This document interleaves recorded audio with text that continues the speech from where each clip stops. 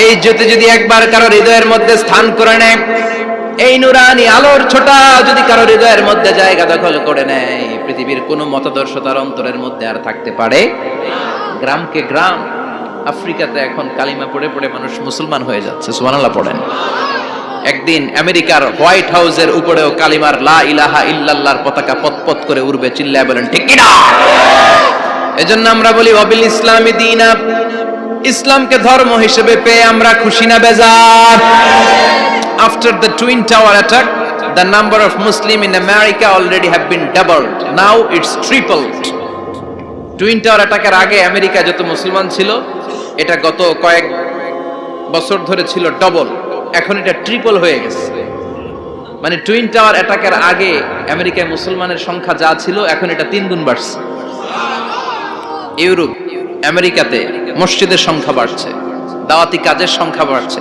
এমনকি হার্ভার্ড ইউনিভার্সিটিতে, অক্সফোর্ডে, ক্যামব্রিজের ভেতরে, MIT, Massachusetts institute of technology, সায়েন্সে যারা পড়ে এদের স্বপ্ন এমআইটির ভিতরে ইসলাম ঢুকে গেছে। এজন্য ইসলামের আলোকে কেউ নিভিয়ে দিতে পারবে? ইসলামের গতিকে কেউ থামিয়ে দিতে পারবে? এটা অসম্ভব। এজন্য ইসলামের বিজয় সুনিশ্চিত। আমরা যারা লেগে থাকতে পারবো, আমাদের কপালকে উজালা করে দিবে কে? আর বিরোধিতা যারা করবো তাদের সব শেষ, দুনিয়াও শেষ, আখিরাতও শেষ, আমও শেষ, সালাও।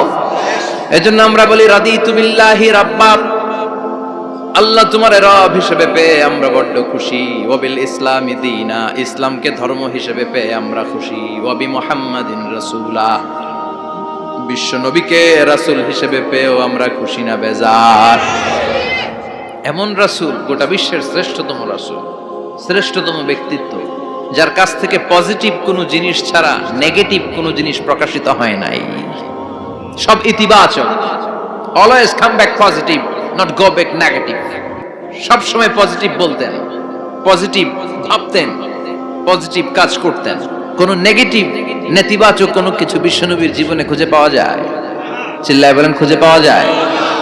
As a father, as a husband, as a commander, as a lawyer, as a reformer of the society, Muhammad is the superman of the world.